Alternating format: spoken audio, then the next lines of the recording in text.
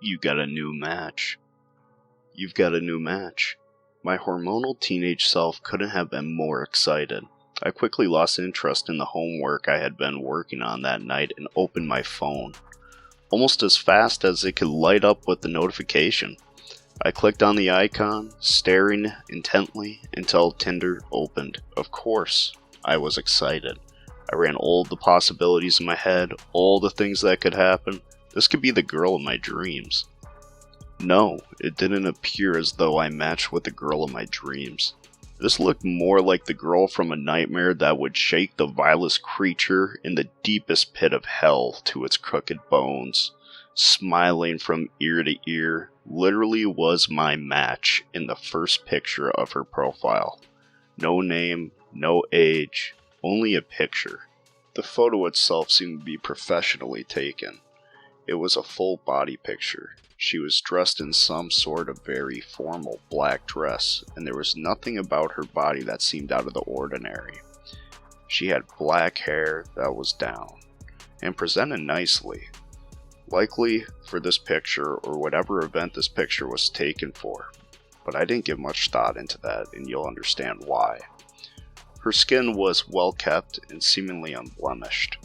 Come to think of it now, her face was the only off-putting thing about that photo. But oh god, the face. Her eyes didn't sit inside where the socket should be. They're bulged out, seeming far too large for her face. They had no whites, the irises were everything.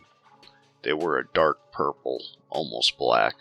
The eyes had no detail, they were just blank, empty. Her teeth were normal, human teeth, and there would have been nothing wrong with them if she didn't have many more than a person should have.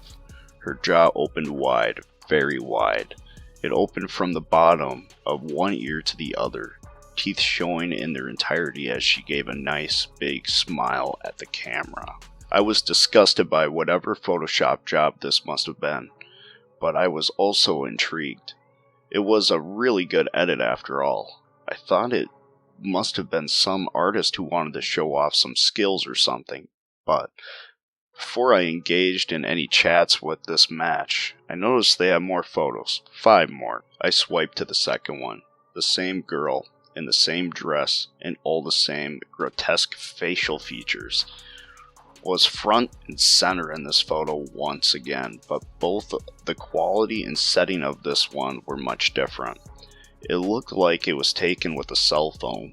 The picture wasn't even level, but that's not the detail I first recognized. She was levitating off the ground, as well as the walls and the ceiling were seemingly made of corpses. All that provided light in the photo were half-melted candles on the ground and the flash from the camera. This one looked too real.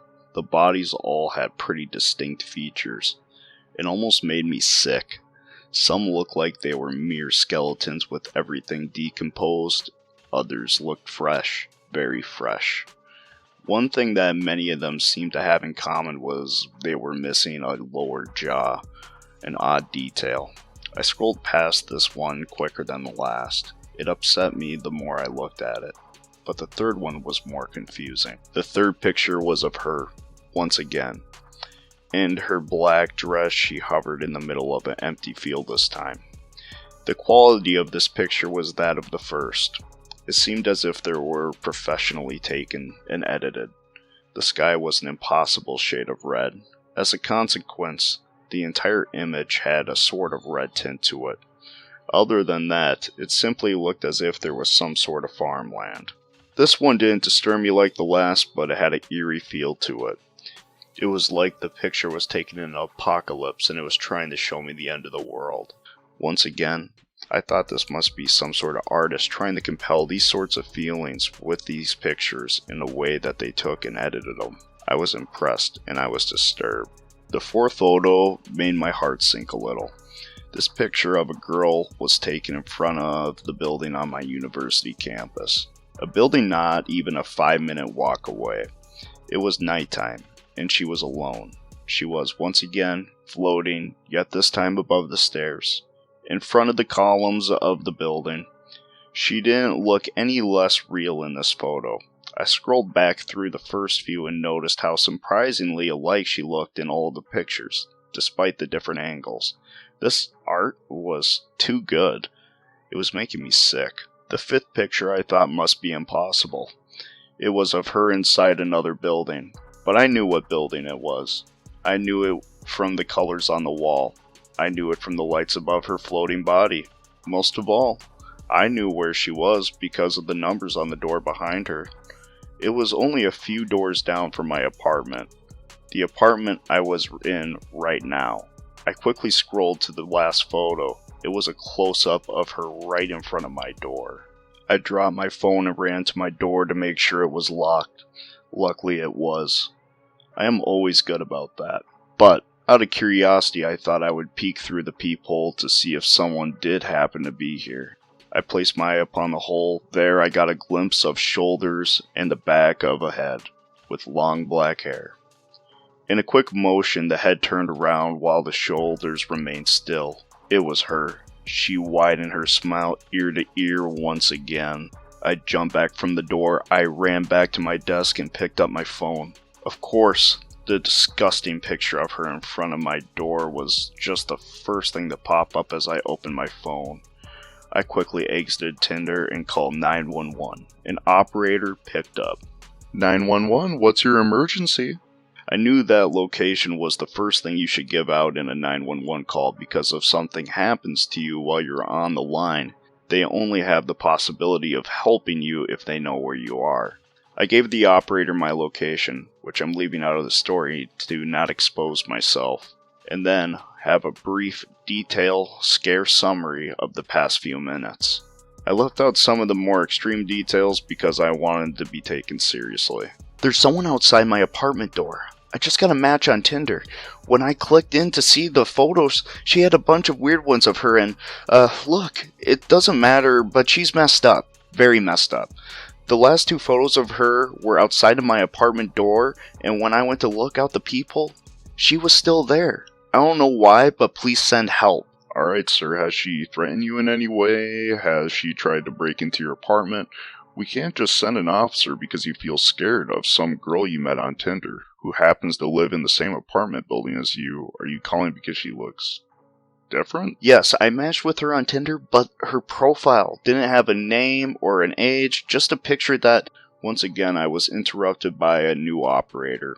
It seemed he was urgent to exchange as much information as possible. Witnessing what I had, I didn't object. I need you to screenshot those pictures if you can. Is it still possible for you to access them? Yes, give me one moment. I opened Tinder up again and clicked on the profile. I quickly screenshotted each picture. Now what? What do you want me to do with all of them? Text them to the 911 number. Trust me, it'll work. I sent each picture as fast as I possibly could. Alright, looks like I've got 7. Give me a moment while I send these over to our intel team over at Investigation. We might be able to find out enough about this thing to get rid of it right away. I need you to keep an eye out your window on the street. There will be... Wait, did you say 7? I sent 6. Her profile had 6 pictures. How did you get 7? I quickly opened back up my text. I did send 7. The first 6 were of her profile, but with the 7th one was of me. It was taken from outside my window, right outside. And it was recent. I recognized the clothes I was wearing today. On the upper left-hand side of the picture was a hand pressed against my window. I quickly turned towards my window to see no one was there. There couldn't have been. It was on the 3rd floor, and there was nothing on that side of the building that would allow someone to climb that high. No one could have been up there to take that picture. I was quick and let the operator know, though I was not calm. I didn't send the last one. It sent it by itself through my phone somehow. It's of me, just a minute ago, while we were here talking. Alright, calm down. It's trying to scare you. It wants to get in your head. It wants you worked up so that you'll do something rash. But you're not going to do that, are you? No, sir. Alright, good. Now, as I was saying, there will be one man, one woman in black suits holding briefcases that get out of a large SUV. The driver has been instructed to drop them off on the side of your apartment. He knows where it is. They should be arriving right About now. Go check outside your window. I looked outside my window, down to the street below, but I didn't see an SUV or two people in suits. All I saw were a few pedestrians and a university bus. I don't see anyone down there. Are you sure that they're on the right side? It's easy to end up on the wrong street down there. Yes, I am sure. You're certain you don't see anyone? No SUV? Fuck. I heard him mutter under his breath. I then faintly heard his voice yelling towards someone else. That ain't it. Tell them to keep moving. He then adjusted his mic and began talking to me again. Alright, they've been swindled by the entity. We're figuring that out now. Just be on the lookout for them to arrive.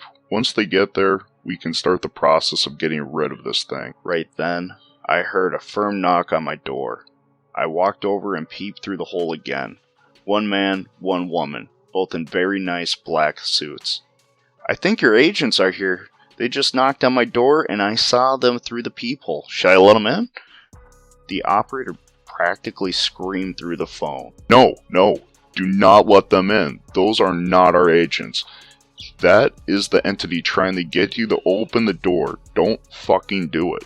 Our agents will not knock. They won't try to get into your door. Get back to your window and watch for them to arrive. Tell me when they do. After a few more minutes of waiting, I finally saw a large SUV pull up in front of the apartment and two people get out. One man, one woman, nice suits, and briefcases.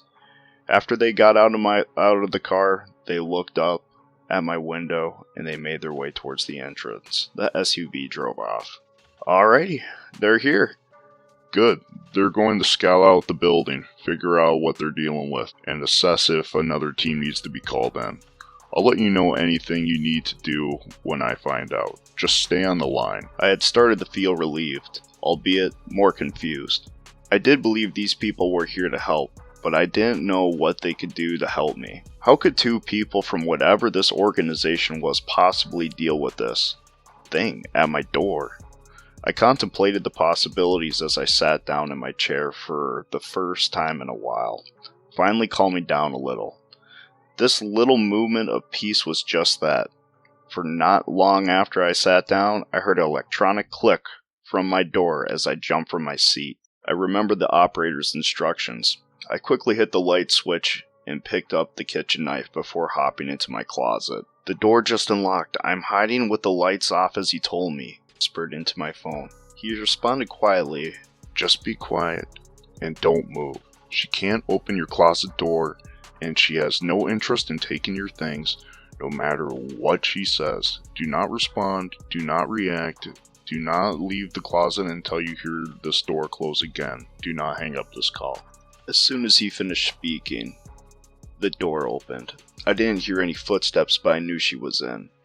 I focused on controlling my breathing to make it as quiet as possible. I must have been in there for a good 5 minutes before I heard any noise. Nothing. Not a step. Not a door opening. Not a single thing moved around. I couldn't even hear breathing. I was tempted to leave, but I did as I was told and stayed still. Doing that had served me well up until this point. I just about gasped and gave myself away when she eventually spoke. In a sweet and dulcet voice. What's wrong? Don't want to hang out tonight? After she got no response, she would wait about 10 seconds and say something new, trying to be more provocative each time. This went on for a few minutes. Come on! We matched, and you know it. You know you want me, and I want you. Well, if you're not ready yet, that's alright. I can wait. I can wait a long time. I'll wait for however long I need to for you to come out. You know I don't bite. I'm just a very, very good kisser. You can ask the others. You can meet them too. But why don't you try it yourself? Just come on out.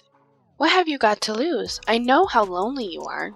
I know I'm the only one you'll ever have a chance with. At least I'm the only one who will love you forever. You know you'll always be nothing without me.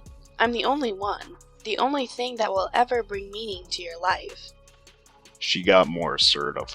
I could hear her voice getting closer each time she spoke, trying to get me to come out. Eventually, she was so close to the closet door she was practically touching it. She might have been. It was obvious she knew I was in there, but the operator told me to stay put, and she couldn't open the door. I trusted him for now. You know, you're a worthless, rotting sack of shit. You're not even good enough for the maggots. You have done nothing with your meaningless, short life, and you never will. Even if I let you live past this night, you can come with me, or you can burn. No one is coming to save you. No one can... She stopped for a moment. I think she heard what I heard. There were steps in the hallway. Someone was walking around on my floor. Oh, you talked to them? She let out a giggle. One that would have seemed innocent and cute if it were given in any other context with a normal girl, but I found it to be far from it. You fucking bitch! You'll pay for that. You won't even get what I gave the others. I'll rip your guts out, right before your eyes, and make you watch all of it. You'll wish you were dead, but I won't kill you. Not until... Approaching entity manifestation now. Stand by. I heard a man's voice say from the outside of my apartment. She screamed in fury before I heard my apartment door slam shut, and a split second later with a force I don't think I could replicate with all my might if I tried. I exited my closet and turned my light back on as I ran to the door to look in the people. I couldn't see anything. What just happened? I think I heard one of your people outside my door before she charged out, really angry. I asked the operator, who I had hoped was still on the line. One of them tried to catch her right there, but it didn't work. It wasn't fully manifested. He as well as his partner are trying to locate the entity now, but we're having no success. A larger team is very close. No need to look out for this one now. We know how to get her. Our priority has changed from containment to extermination. This one is much more dangerous than we could have predicted. What am I supposed to do now? The voice on the line immediately changed from the man's voice to the girl's enraged voice. You should open the fucking door and let me in! I immediately hung up as I was told. This may have saved me for the moment. As the process of hanging up, I noticed my phone was at 2% battery. I quickly found a charger and plugged in my phone. A minute later, I got a call back from 911. I promptly answered. He used his phone to tell me to open the door. I heard shuffling from outside my room. I first thought she was back, but I noticed there was a lot of people this time. I could hear faint dialogue from outside the room, and it sounded like they were assembling a piece of furniture. Do you know who's outside my room right now? I asked the operator. Our second team arrived a few minutes ago. Some of them downstairs are setting up a base for this operation. Others are up by your room preparing equipment. Just let them do their thing, and this will be over real soon. As long as we're fighting what we think we're fighting. What about my neighbors? What about the people walking around in the hallways and everyone else in this building? Do they know about this? Are they in any danger? What happens to them? Oh, I forgot to tell you. They're just not here. I don't know how to explain it to you in a way you would understand. They won't be seeing our team, you, or this entity for the time being, and won't be seeing the... They certainly aren't in any danger, if that brings you any comfort. But I'm afraid you still are. I was once again confused by this new piece of information. But I didn't have the energy to question it at this point. I just wanted this to be done and over with as soon as possible. It's here. I heard a woman assert from right outside my door. I heard a few different things turn on. I don't know what they were, but I take it they were coming from some sort of machinery or equipment they had just finished setting up. A few moments of silence passed before I heard a man mutter, "Aw, shit." Seconds later, I heard light bulbs explode before gunfire erupted in the hallway outside my room. I sprawled out on the floor and I got as flat as possible. Though no gunfire ever made its way into my room, these gunshots were quickly followed by an even louder scream for what I assumed to be the girl. The shooting went on for only a minute or two, after which I heard a few magazines drop to the floor and some rifles being racked as well on some louder dialogue and cursing. I started to put on my shoes, hoping it was all over now, but besides that, I felt safer with my shoes on anyway. Did they get it? I hopefully asked the operator. No, it plowed right through our guys and got away somewhere in the stairwell. She killed a couple of them and injured a couple more as well. We underestimated her again. But now, we know what we have to do. We're almost through this. Just keep a level head and you'll be alright. I sat down, silenced. 2 people just died on my behalf. 2 people died because I, being the stupid teenager I am, had to be on Tinder, messing around. I checked my phone. It hasn't gotten much more of a charge by this time. It was only at 7%. I waited there for another 5 minutes. I just sat in guilt, with my head resting in my hands, thinking of how this could have all been avoided before I heard something coming from my bathroom. I picked up my phone, unplugged it, and walked over, pushing on the door to get a peek. Hands were coming out of the toilet bowl and gripping the seat. She pushed down against the seat of the toilet as she attempted to force herself up, out of my toilet. I screamed and fell back against the wall. Her head made it out. She was wounded, blood covering her face and her arms. I could see that one of her eyes had been shot out and the blood still ran out from the socket. She turned towards me as she attempted to pull the rest of herself up. She clenched her jaw but revealed all of her teeth to me, also covered in blood.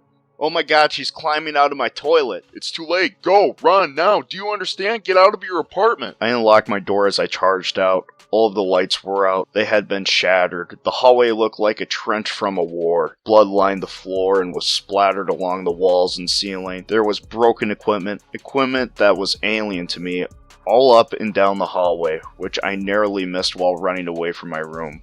I could feel the spent brass under my feet. The worst sights was the bodies. 2 men in body armor with rifles strapped around them lay lifelessly on the ground. One was flipped over and had a trail of blood behind him as if he was thrown. The other had his upper body propped up against the wall. His lower jaw had been ripped out as the blood came from his mouth and throat and colored his black uniform red. I dearly wish I was watching the ground in front of me as I ran, because I took not 2 steps ahead and stepped right on a man's jaw. I can't even begin to tell you how I felt.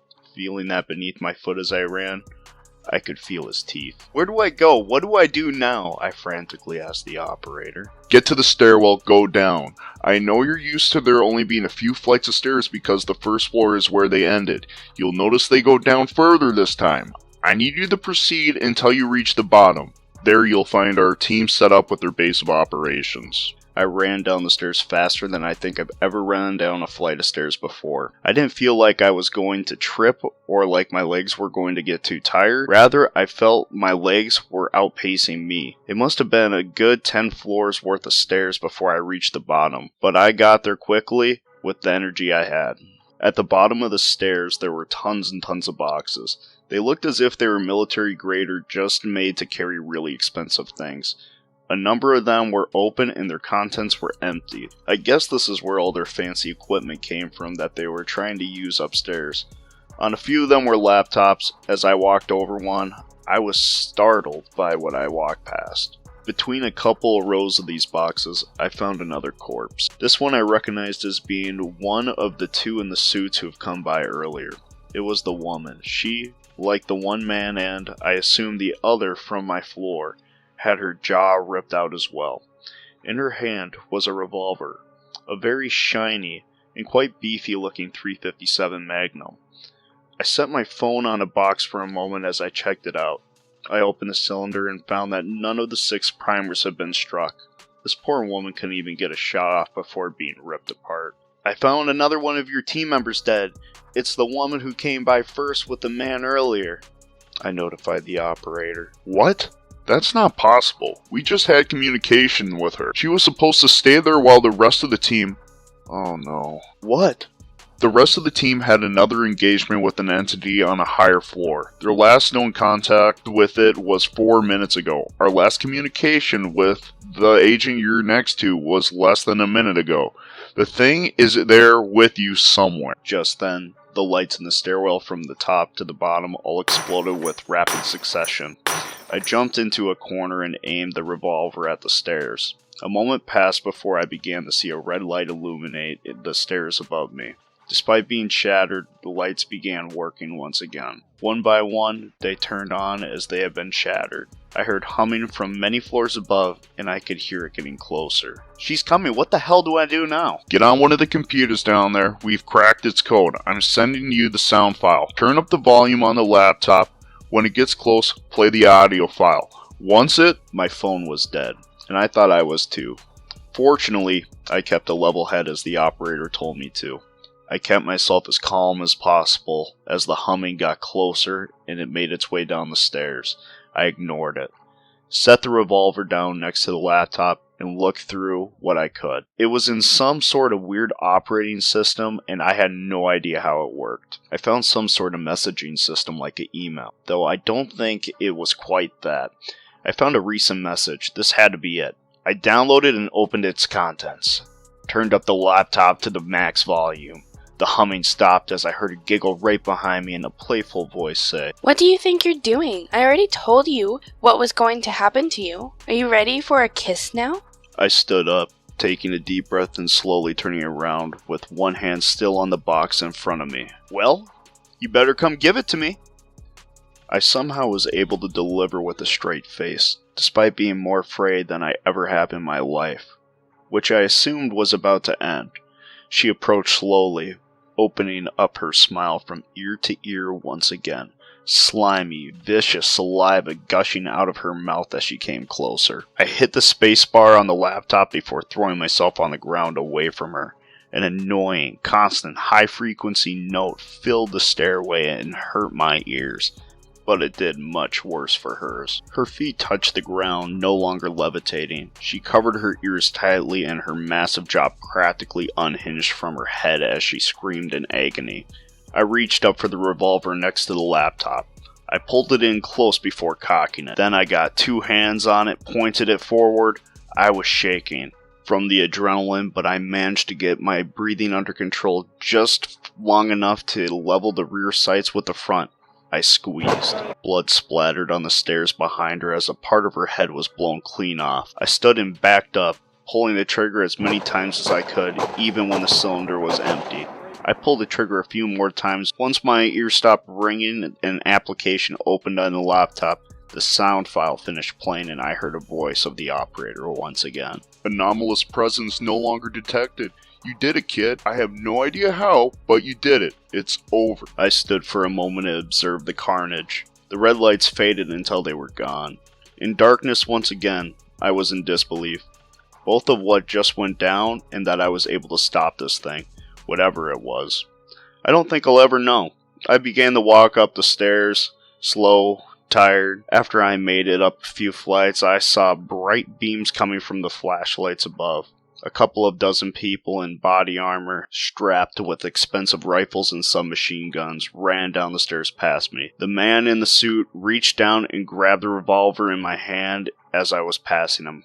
I think subconsciously, I jerked it away and aimed it at him. He backed up for a moment. "Easy now, son. It's all over. You can relax." I took a deep breath out and handed him over the empty revolver to him. I walked back up to my room, plugged in my phone, started it up. I just sat there with my head resting on my desk for a while before I got another call from 911. I picked it up and the operator began to speak once again. "Well, you did it.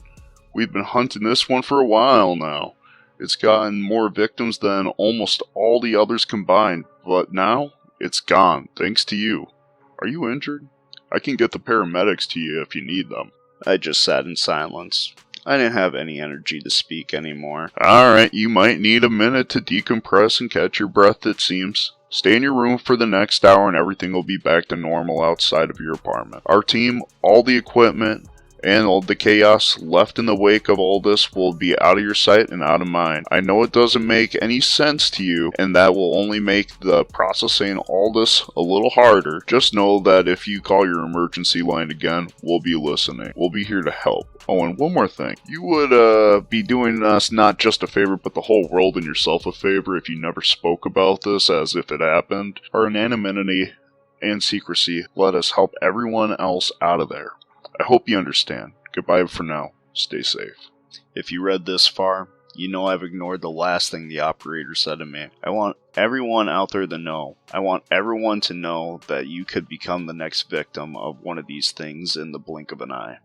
I want you to know that there are people out there hunting them down, and they seem to not exist by any publicity, displayed government information. I want people to know what to do when they call. I have no proof. My apartment building did return back to normal. I'm suddenly missing the text history I had with 911. I am not matched with that profile on Tinder. I have nothing. I also want to know more. Have any of you fallen victim to one of these things?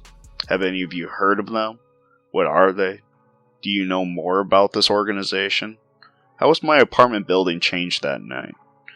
How was reality bent and shaped back to normal? Please reach out. I do need to know more. I was just about to hit the post button when my phone suddenly blew up. You've got a new match. You've got a new match. You've got a new match. You've got a new match. My phone displayed it 100 times over. They're coming for me now. I need to make a call.